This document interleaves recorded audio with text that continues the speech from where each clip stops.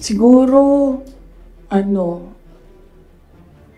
yun yung rason para, ganito, gawin ko, bullshitin ko sila ng bullshitin. Bullshit kayong lahat. Drag me to hell.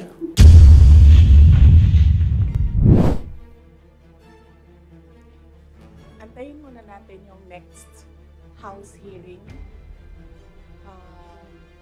Kasi kulang pa yung mga sinasabi doon for me to answer. So, antayin muna natin yung House hearing before we talk about the House probe. And then sa Quad Committee, hindi pa naman nila nasasali yung pangalan ko doon. But I heard na gusto nilang isali yung pangalan ko doon. So, antayin na lang natin pag nasama na yung pangalan ko doon. And then, sa DSWD-AX, answered by Norman Baloro already. And then, other political issues,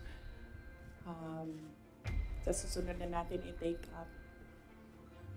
Okay, so wala na tayong pag-uusapan. Tapos na. Thank you. Okay, so saan ba ako magsisimula? Magsisimula ako sa, you have to bear with me ha. We'll start with 2021.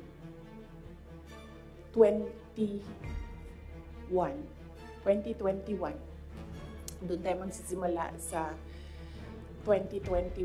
So, doon muna tayo kay PRD, then mag-move tayo kay BBM, and then we'll move to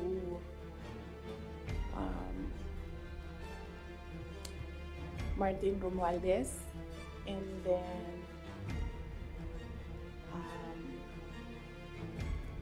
merong isang person of that triangle, hindi muna natin siya i-mention because I'm waiting for more information coming out doon sa House probe bago ko i-mention yung pangalan niya. And then siguro a little of confidential funds. Okay? Okay. So 2021. Kasi madami ang nagsasabi na we are on this road to perdition. Our country is on this road to perdition because matigas ang ulo ni Inday Sara. Hindi siya nakinig sa tatay niya. Kung nakinig lang siya sa tatay niya, tumakbo siyang president. Hindi mangyayari itong nangyayari sa bansa natin ngayon. Ay, hindi lang yan isang beses na narinig ko, madaming beses. Even kapag pumupunta ako sa mga iba't ibang lugar, diretso ako sinasabihan ng mga tao, hindi ka kasi nakinig sa tatay mo. Or they would say, one time nasabihan ako, it's all your fault.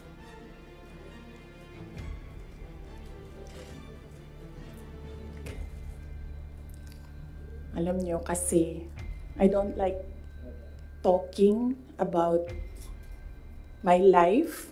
I don't like talking about my feelings. I only want to talk about my work. Kaya hindi ako nagsasalita. Pero ganito yung nangyari. PRD never, ever asked me to run for president. Yan yung totoo. 7 times niya ako pinuntahan sa bahay ng nanay ko, sa bahay ng asawa ko. Hindi siya talaga nagsabi sa akin na tumakbo ka for president. In fact, sinabi niya sa akin, huwag kang tumakbo for president kasi nanggaling ako dyan, mahirap siya na trabaho, anak kita, naaawa ako sa iyo to go through what I had to go through. Yan ang sinabi niya sa akin, paulit-ulit. And sino ang witness ko to say na totoo ang sinasabi ko? Yung nanay ko. Because sa 7 discussions na yon, nandoon ang nanay ko parati. Nakaupo, nakikinig, hindi nagsasalita. There was only one time, one discussion na nagsalita yung nanay ko. Nilagay ko yung nanay ko doon para makinig siya sa aming dalawa ni PRD. So, on the hindsight, maybe ginamitan ako ng reverse psychology ni PRD, hindi ko alam. Siya lang ang nakakaalam kung bakit paulit-ulit niya sinabi sa akin, huwag ka tumakbo for president. Kung magkakaroon kayo ng pagkakataon na tanungin ninyo siya bakit. Another proof na hindi ako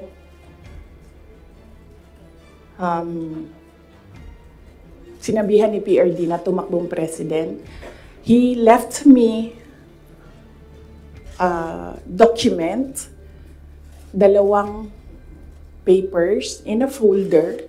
Unfortunately, naiwan ko sa bahay namin ngayon. Dala ko siya dito sa Manila para ipakita sa inyo, pero naiwan ko siya sa bahay.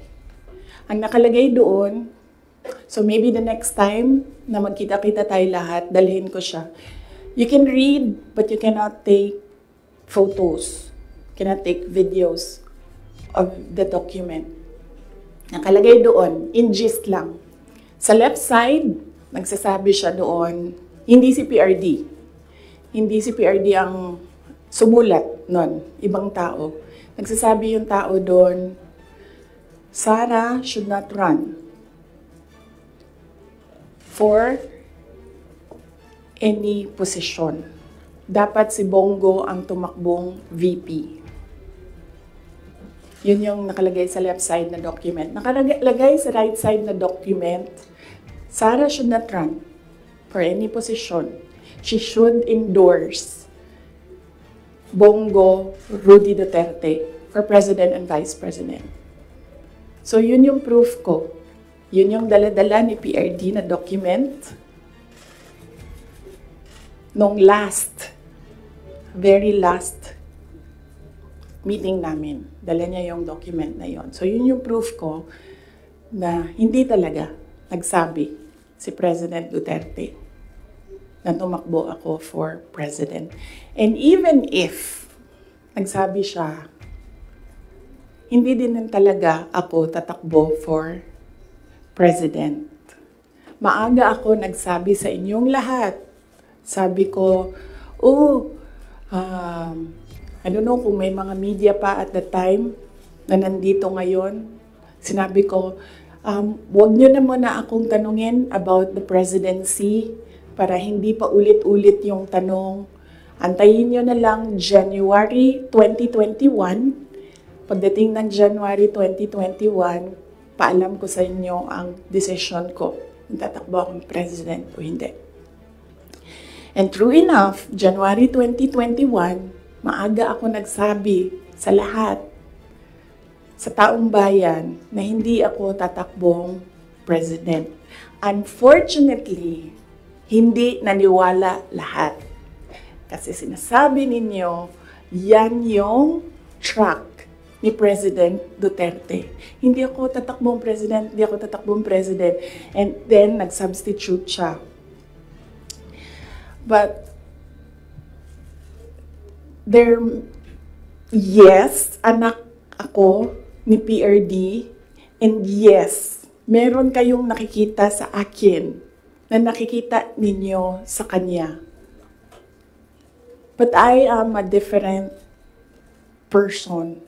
Yung mga anak ninyo, hindi yan clones ninyo. Meron yan silang sariling pag-iisip, meron yan silang sariling kapasidad, meron yan silang sariling damdamin. Yun yung unfortunate part noong announcement ko noong January 2021 na hindi ako tatakbong president. Walang naniwala kasi sinabi nila, gagawin lang niya kung ano yung ginawa ng tatay niya. Hindi. Desisyon ko yun na hindi talaga ako tatakbong president.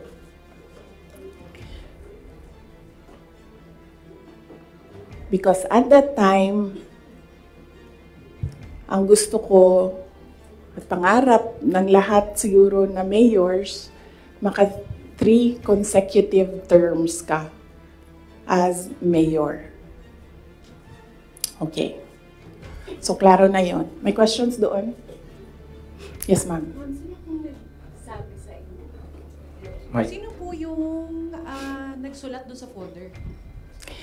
Unsigned siya, walang pangalan, and I think sinadya nila na wag lagyan ng pangalan yung 2 letters kasi it was really a Sara bashing document. It did not say anything nice about me. So, I think sinadya nila na hindi sabihin sa akin kung sino yung sumulat ng 2 documents. How did you feel, ma'am? How did you feel po when you seen those documents? Wala naman akong problema sa sarili ko. Alam ko kung anong kakayahan ko, alam ko kung anong kapasidad ko, alam ko kung ano yung kaya kong gawin. So kung ano man yung sabihin nila, nung 2 tao na yon, hindi siya nakaka-apekto sa akin. Well, yes, yun. Sige. Sir. Good morning, Mikael of Reuters. Ma'am, why are you telling all these details to us now? What's the context? Ang context nito is the sit-down that I promised everyone. Nagsabi ako na mag-sit down ako. Merong mga questions noon na sinabihan ko kayo na it needs a sit down. Pinut off ko yung sit down na yon. Sabi ko nga I don't like talking about my life. So hindi ko siya ginawa. Related siya sa letter A, PBBM's deception claim versus VP SD. So, kailangan ko kasi sabihin sa inyo ang simula hanggang ang huli. So, chronological order ko siya para maintindihan niyo yung kwento. So, yun. Yung deception. Actually, nung narinig ko yung deception,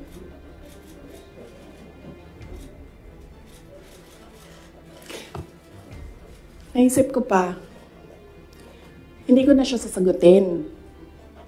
Kasi, for the love of God, presidente ka na. Importante pa ba yung nararamdaman mo?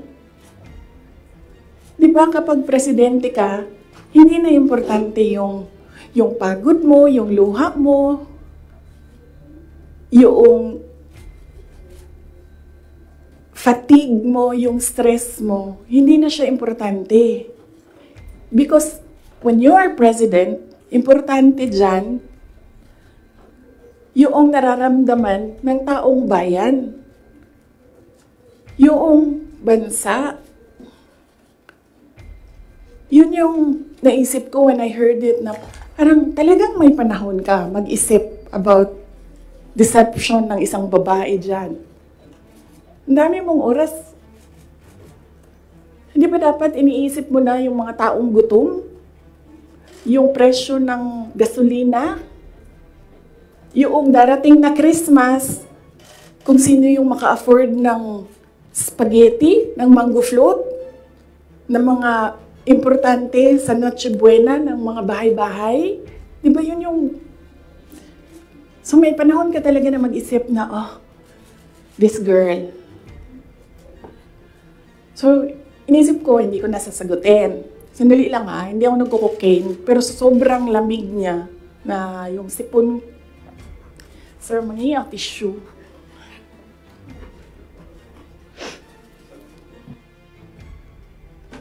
O, wag niyo lang hinaan, sir, kasi sa sobrang dami natin. Tissue lang, sir, may panyo ako. Ayoko ng panyo. Huwag niyo i-off, sir, kasi sa sobrang dami natin, mamamatay tayo dito pag walang aircon. Kasi hindi iikot yung hangin. Okay. Hindi ako umiiyak. Hindi ako nagko-cocaine. Malamig yung aircon. Okay.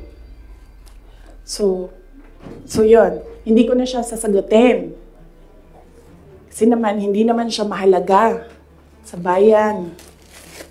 Pakialam natin sa kung anong nararamdaman ng President at Vice President, di ba? Ako gani, sabi ni Saya pa, dawat-dawat raman na. Di ba? Dawat-dawat rana. Ako, ginatira ko nila kada adlaw. I am a subject of a Mega Millions PR attack. I am a subject of a House Committee hearing. Pero hindi na importante yung nararamdaman ko dyan. Ang mahalaga, matuloy namin sa Office of the Vice President kung ano yung sinabi namin na gagawin namin. Diba? So, I don't understand why we're talking about feelings. So, hindi ko na siya sasagutin. And then, sabi ng mga tiga Davao, nandun ako sa Davao nung lumabas yung deception na yan. And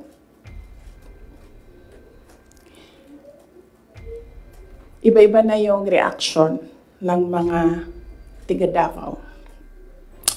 And lahat, hindi maganda yung reaction.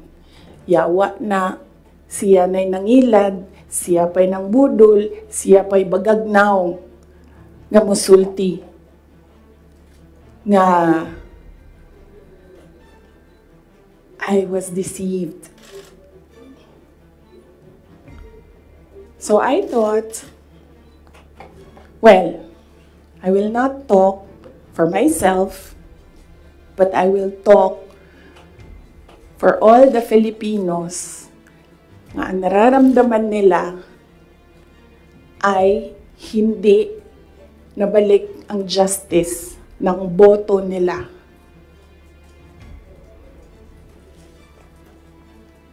So yan yung context. Mahaba ng context. Okay? So nasaan ako? 2021 January. 2021 October, filing. Kita ninyo ako nag-file ng mayor.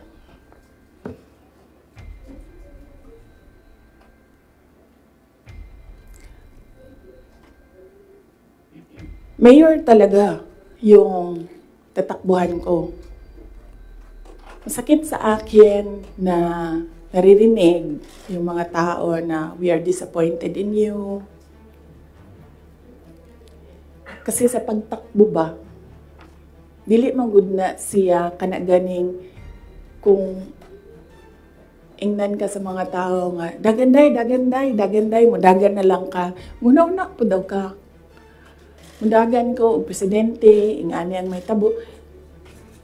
Nagkaroon ako ng SWOT analysis para lang takbo o hindi.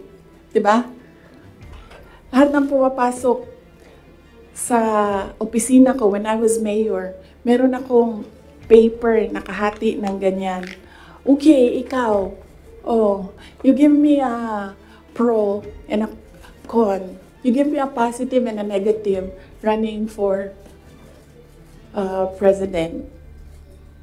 Ganyan yung ginawa ko. And unfortunately, mas madaming negative kaysa sa lumabas na positive. And honestly, sa totoo lang, sabihin ko sa inyo, ang number one doon na positive, ganito lang. Ganito kasimple. Pangarap ko, magkaroon ng effigy na sinusunog. Totoo yan. Because I feel na parang, wow. Sino ba sa inyo, sino ba sa atin ang ginagawa ng effigy? Diba? Sino ba sa atin ang meron talagang tao na hindi matutulog ng ilang araw para gagawa ng effigy tapos susunugin? Diba? So naisip ko, oh, when I become president, meron akong effigy. And susunugin nila and magpapapicture ako doon. Kasi hindi lahat ng tao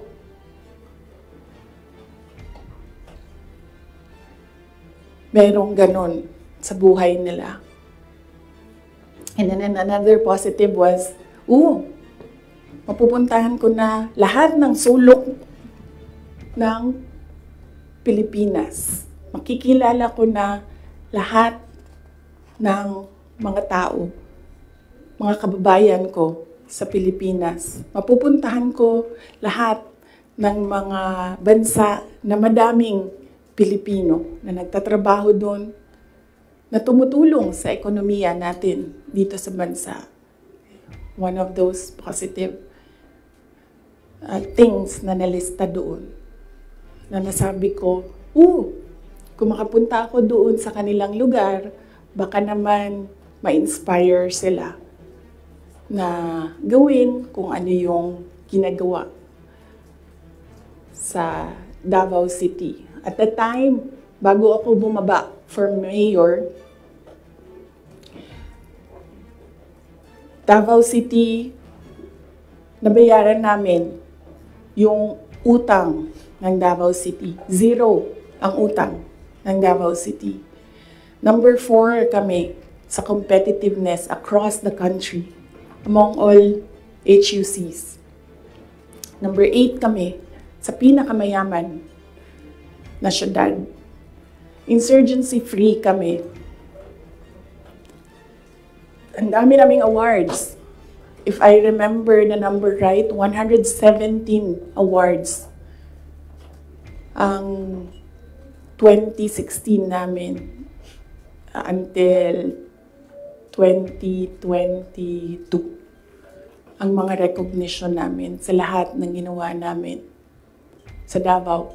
Hindi na nila kami matalo sa most child-friendly city in the Philippines. Nag-Hall of Fame na kami sa Davao. So naisip ko, baka naman, kung mapuntahan ko yung ibang lugar, may isip nila na,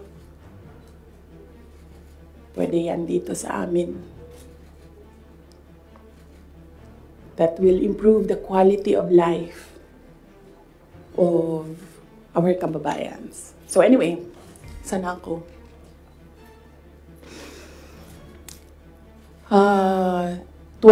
October, nag-file ako. Pagdating ng late October, after deadline ng filing, tumawag sa akin si Senator Amy Marcos. Sabi niya sa akin, pwede ka ba tumakbong Vice President? Sabi ko sa kanya, alam mo, hindi ko pa narinig, ever, na sinabi sa akin na tumakbo akong Vice President. Sabi ko, bakit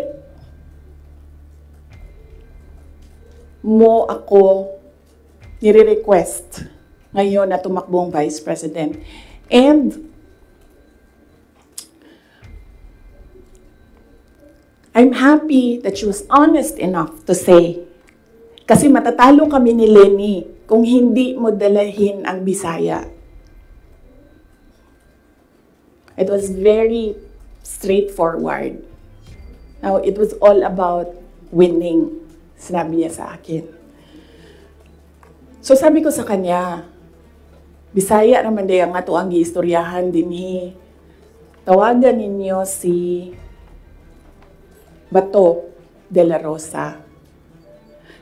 Ask him to slide down to VP. Tumatakbo siyang president.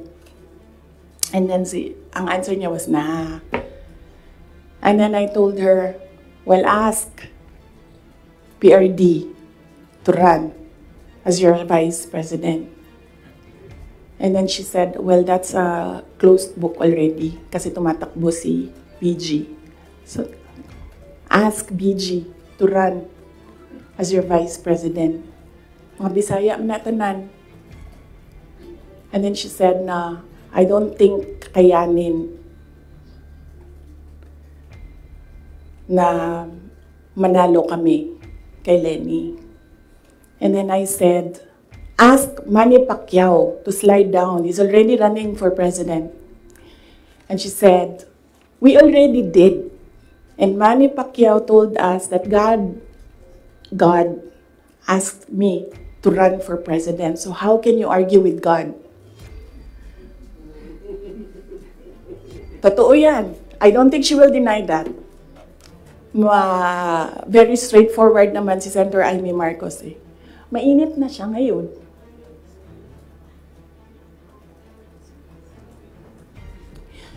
So, I said, sabi ko, it's never been talked about. I need to talk to my family and I need to see kung mananalo ba ako for vice president. Because I've never seen my numbers as vice president. And then she said, okay, let's talk about it.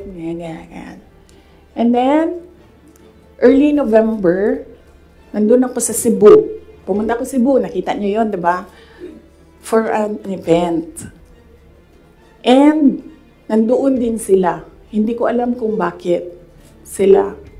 When I say sila, si BBM, tsaka si Senator Amy.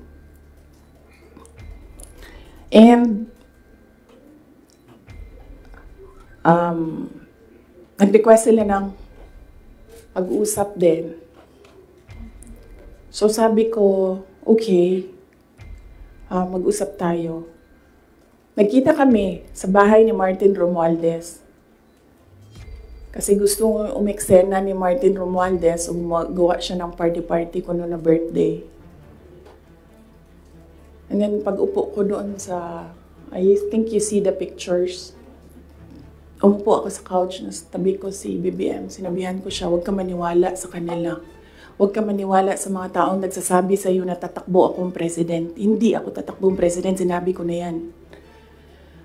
So sabi niya, yes, I know. Sinabi mo na rin yan noong pumunta kami during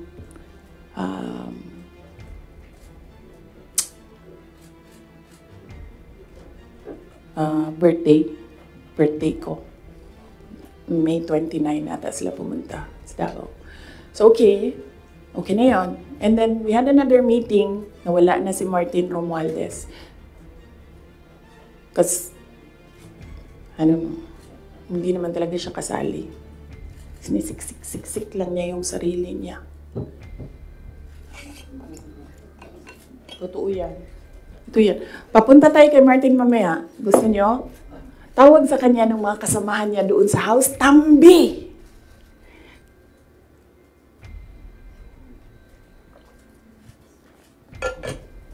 Anyway, nagkaroon kami ng ibang meeting. Sa Cebu pa rin. Face to face. Ako, si BBM, Senator Amy, and one other person. He's a private citizen. Hindi ako nagpaalam sa kanya na sasabihin ko na nandoon siya. So may isang tao pa doon who can say that this really happened. So sabi ko, again, I've not seen my numbers. Kung mananalo ako. Sabi ko, okay lang sa akin tumakbong vice president. Sabi ko, number one, siguro man ma-reduce konti ang disappointment ng mga tao sa hindi ko pagtakbong president. I think maiintindihan na nila. And ito na lang yung i-offer ko sa kanila mag-vice president ako. Number two, madaming big ticket projects. Si PRD. Sa build. At that time, na gusto ko sana makita na magawa para sa bayan. Kasi hindi natapos. Kasi kulang nga talaga ang 6 years. So sa ngayon, magte-third year na tayo, wala pa tayong nakikita na big ticket projects, di ba? For 2028, huwag na kayong mag-expect na meron kayong makita. Kasi it takes more than 6 years to prepare for a big ticket project. So sabi ko, and sinabi ko sa sarili ko, bata pa naman ako, hindi naman ako nagmamadali, wala naman akong papupuntahan. And naisip ko, I cannot do anything more for Davao City. Number 4 na kami. Naisip ko, I don't think kaya ko siya i-elevate to number 3, number 2, number 1. Hanggang dun lang yung kaya ko gawin. So, ibibigay ko sa iba, maybe they have more ideas, more innovation para mapagawa nilang number 3 ang Davao sa buong Pilipinas. So, I said, okay, I need to see my numbers. Sabi nila, okay, we can do a quick and dirty survey. Sabi ko, oh, sige. Sabi ko, gawin nyo. And then you come back to me kung ano ang mangyayari. So, nagpagawa sila, and then tinawag nila ako. Sabi nung nag-survey, ito yung survey, okay naman, sabi nung nag-survey, wag lang kayong maghiwalay, mananalo kayong dalawa. Ito yun. Hindi pwede mag-picture, pero pwede ko ipakita sa inyo mamaya. Kinoveran lang namin yung mga private citizens dito sa photo na ito. Ito, pinresent yung survey. May cover lang yung mga tao na private citizens. Ang nandito, Senator Amy, Governor Claude Bautista, Congressman Claude Bautista, former Mayor Luigi Quisumbing, Attorney Vic Rodriguez, Inday Sara, the infamous Vice President BBM Sandro Marcos. Pwede nyo tingnan mamaya. Bawal mag-picture ha. Okay. So sabi ko, okay, balikan ko kayo, kausapin ko pamilya ko. Kinausap ko, mama ko. Kinausap ko yung dalawa kong kapatid, si Paulo at si Baste. Umupo kaming 4. Sabi ko, takbo akong Vice President, ito yung mga rason. Sabihin niyo sa akin, bakit hindi ako tumakbong Vice President? Wala man sila sinabi. Ang sinabi lang ng mga kapatid ko, anong matulong namin sa iyo. And then sabi ng nanay ko, okay, sige. And then, sumulat ako ng letter. In-address ko kay PRD. Sinabihan ko yung kapatid ko, si Baste. Kinausap ko siya. Sabi ko sa kanya, kaya mo ba ang gawing number 3 itong Davao City? Kaya mo bang saluhin?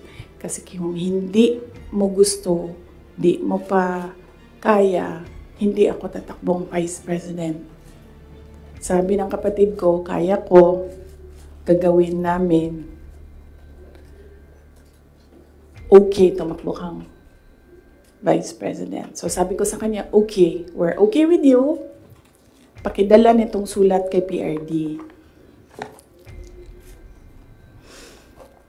Sabi ng Baste, ginanon doon ni PRD, and then ginanon niya. And then he said na, wala na akong masasabi diyan. So,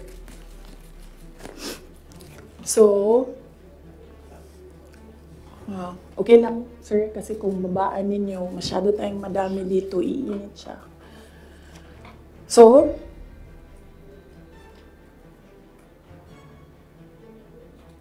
tumakbo akong Vice President. Alam na natin lahat yon. Ginawa ko yung kampanya. Alam na natin lahat yon. Okay. So, no. Hindi ko sinuway. Hindi matigas ang ulo ko. Hindi totoo na pinatakbo akong president ni President Duterte. In fact, every time makita niya ako ngayon, sinasabihan niya ako, huwag ka tumakbong president. Sabi niya, yung dinadaanan mo ngayon, wala iyan. Kung ikaw ay president, mas mahirap pa. Sabi niya, maawa lang ako sa'yo. May heart pala siya. So, klaro na yan.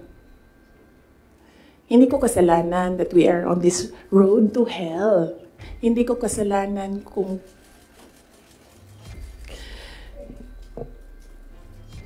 hindi marunong. Kasi kung alam mo naman na may kakulangan ka, bibilisan mo yung gagawin mo para mag-catch up. Hindi ka naman uupo lang doon na parang, may kakulangan talaga ako. Ganun talaga. Hindi ganyan. So,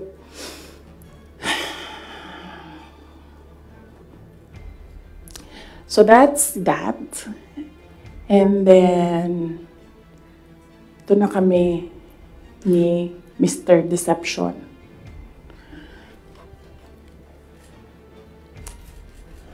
Sabi ko sa kanya, 2 lang.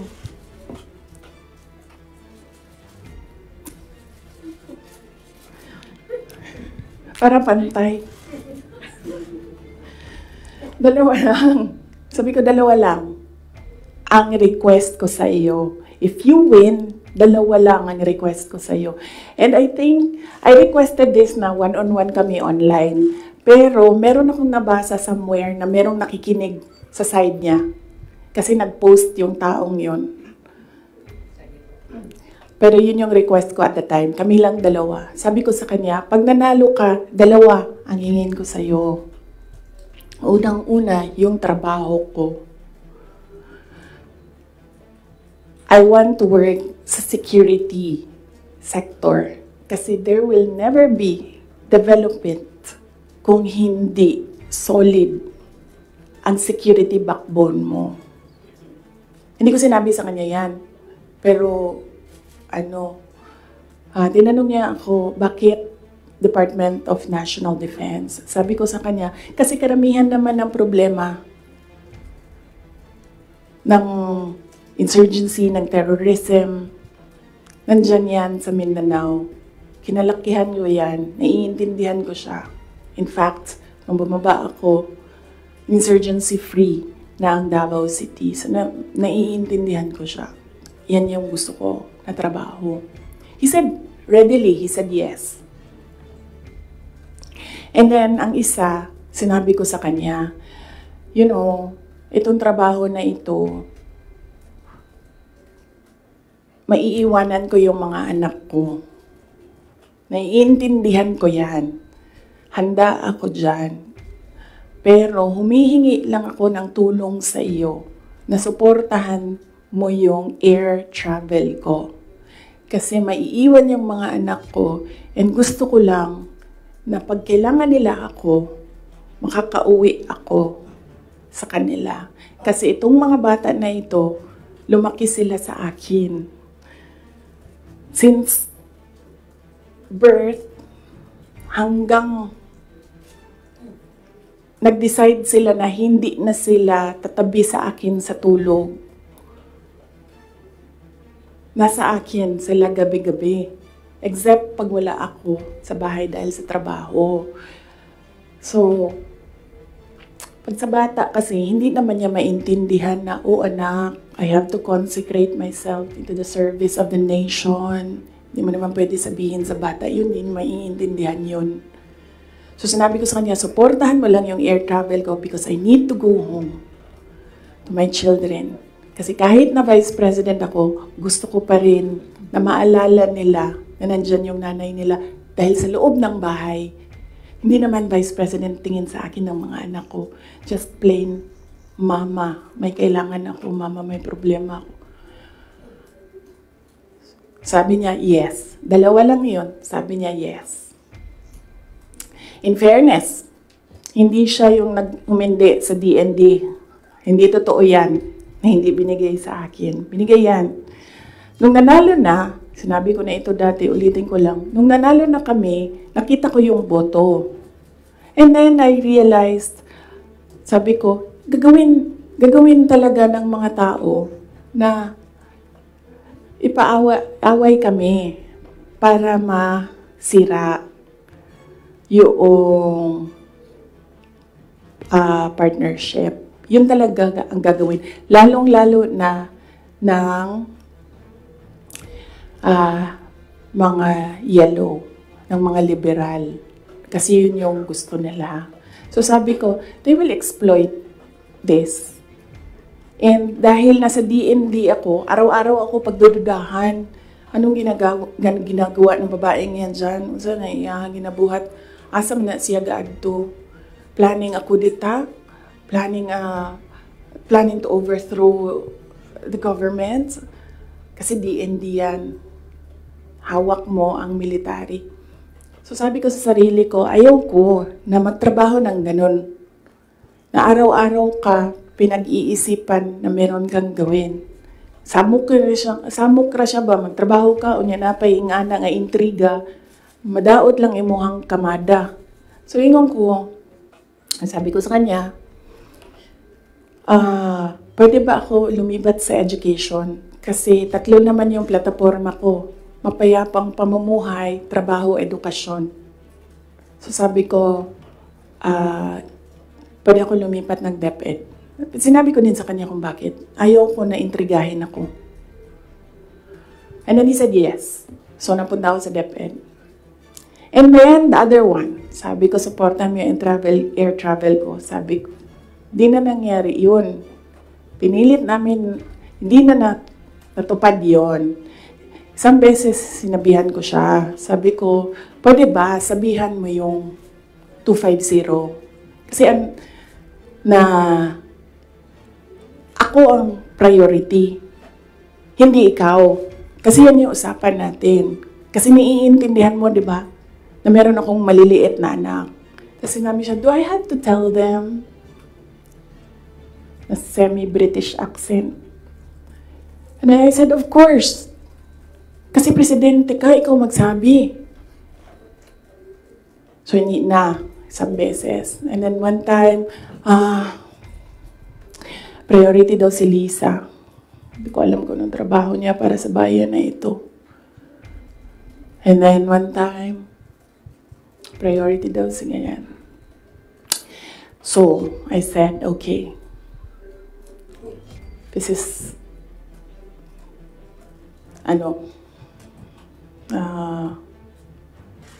some form of insincerity. Okay, wala naman problema yan. Maliit na bagay lang yan kasi akin. Problema ko lang naman yan. Di man yung problema ng bayan.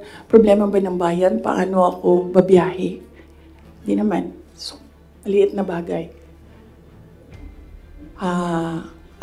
Ako na gagawa ng paraan para ako maging nanay. Hindi na ninyo problema yan. Maliit na bagay lang yan. Okay. So, that was that. That was personal sa aming dalawa. And then, dito na tayo sa DepEd. Alam niyo na yon, diba? Sinabi ko na sa inyo ang budget ng DepEd. Question? Yes, ma'am. You said for around 11:14 a.m. Hindi ko kasalanan na we're in this road to hell. Hindi ko kasalanan na hindi marunong. You did not finish your sentence, ma'am. Can you elaborate po? Hindi marunong maging presidente ang nakaupo. Kasalanan ko ba yun? Hindi. Ba't sinasabi ng mga tao, kasalanan mo kasi hindi ka tumakbo, ikaw sana yung presidente, hindi siya. But then I said, maaga ako nagsabi na hindi ako tatakbo for president. May madaming mga negative doon sa listahan. Okay. So, yes, sir. Yes. Sir, tapos ka na. Balikan kita. Ikaw muna, sir. Hanggang anong oras ito, JC? It's up to you, ma'am. To you.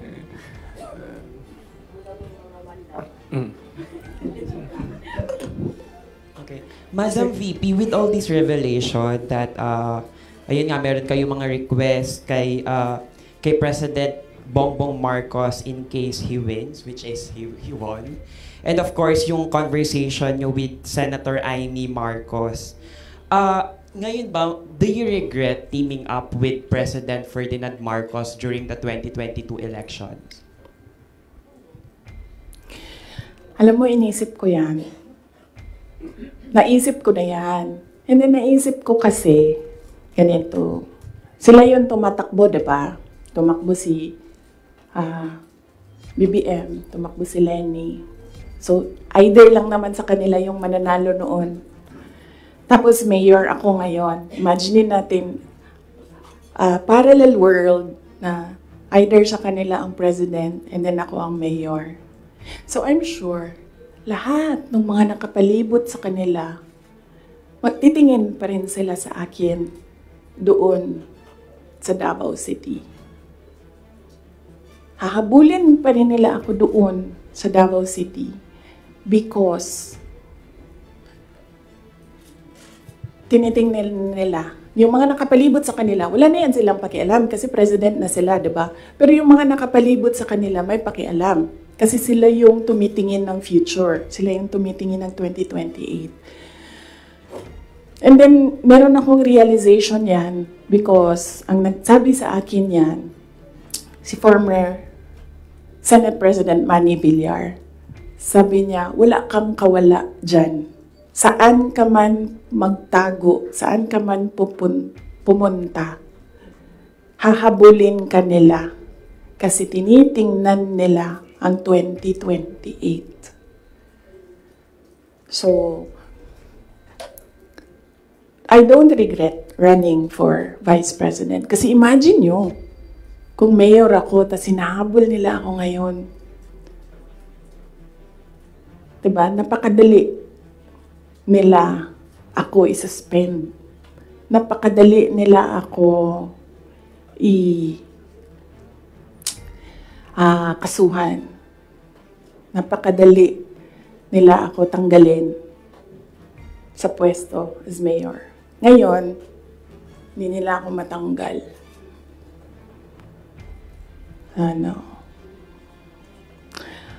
They can drag me to hell. Pagdating nila dun, ako pa rin yung presidente ng impyerno.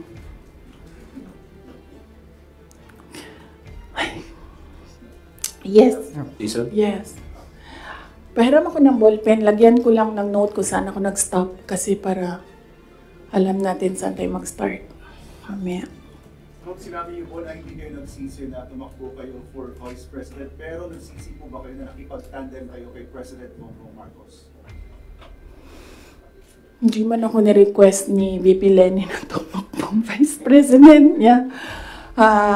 No, hindi ko pinagsisihan yung pagtakbo ko as Vice President. And hindi ko din pinagsisihan na nakipagtandem ako sa kanya. I'm sure merong rason ang Diyos kung bakit ako nilagay dito sa upuan na ito, sa ilalim ng seal na yan. Para rin siguro sa kanya, para kay BBM or para sa bayan, hindi ko alam kung anong rason ng Diyos. Sometimes, or all the time, hindi natin nakikita ang rason ng Diyos. Nakukonect na lang natin siya kapag meron ng ibang nangyari sa buhay natin. Siguro, yun yung rason para ganito, gawin ko, bullshitin ko sila ng bullshitin. Bullshit kayong lahat. Drag me to hell. Sorry Mark. ha. Sila mo na ha, kasi hindi pa sila nakatanong. Ma'am, Mark Macalalan. good morning, Super General. VP. Since wala po ko yung intention to run for Vice President from the very beginning, can we say na napilitan ba talaga kayo, and without yung call ni Senator Amy, masasabi nyo ba na nagamit lang kayo para lang manalo si President Bongbong Marcos sa pagkapangulo? Napilitan, hindi. Very rational yung decision making ko sa pagtakbo as Vice President. Sinabi ko kanina. Ganon din ginawa ko. Nilista ko yung positive, nilista ko yung negative. Nandun yung positive, sinabihan ko yung pamilya ko, tell me the negatives. So, ano yung isang tanong? Nagamit. Yes. Clear naman yun. Tinanong ko, bakit ako?